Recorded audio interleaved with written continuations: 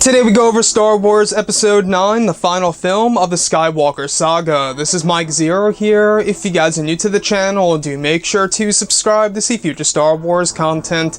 Now, as you all know, these past couple of weeks we've been learning a whole lot more about the final installment of this trilogy that is indeed being directed by JJ Abrams. Now, what's really great about the sequel trilogy is that Episode 9 will contain lots of prequel trilogy continuity in this film, as well as original trilogy content, and I really think that that is something that a lot of the fans around the world are really looking forward to seeing.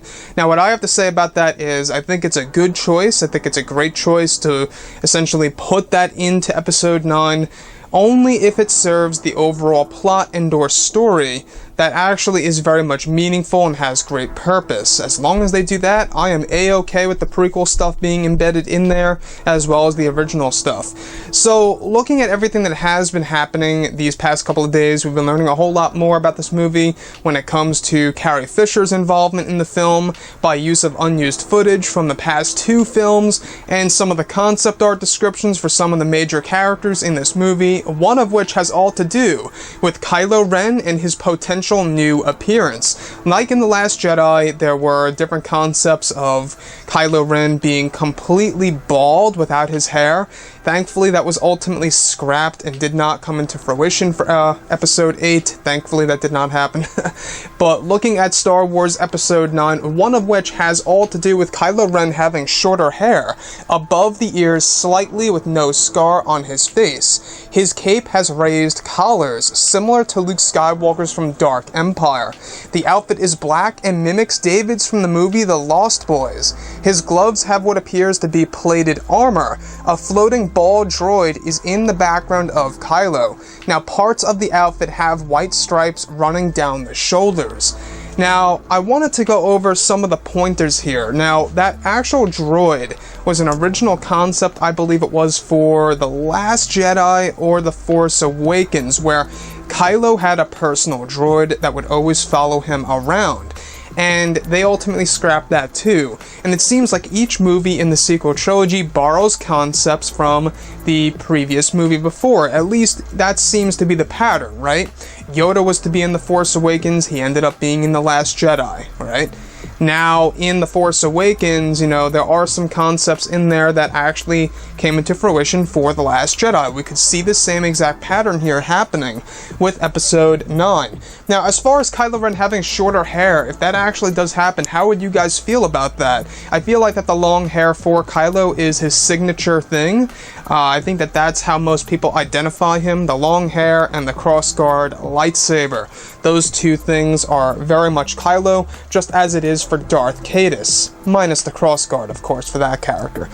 The fact that he's going to have these raised collars on his outfit makes him somewhat vampire-ish, and I don't know how I feel about that.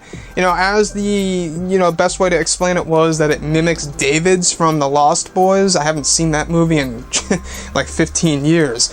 But that was Kiefer Sutherland, I believe it was. I don't know what they're trying to do with Kylo Ren in Episode 9, if they're trying to make him look more sinister by doing things with his cape and or his overall outfit, but the white stripes over the shoulder, I think, could very well be a piece of symbolism of himself still struggling with the light.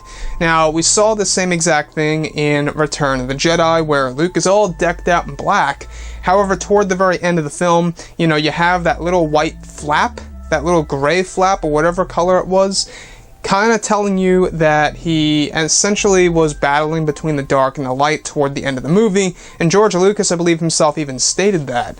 So when it comes to Kylo Ren as a character, his gloves will have plated armor on them. I don't know why he would need something like that, but like always in a movie, there are tons of different concepts for these characters. Like in The Last Jedi, he was supposed to be bald, right? And I think that was a great choice that they did away with that and just stuck with the original Kylo and just gave him a scar. Change is always good, in my opinion, and I think that Kylo Ren having a new outfit and a new appearance on his face here and there and changing things up is always a great thing for Star Wars. If you guys go ahead and look over in the past trilogies, each character always changes. So it's always, expected that each character is going to look drastically different.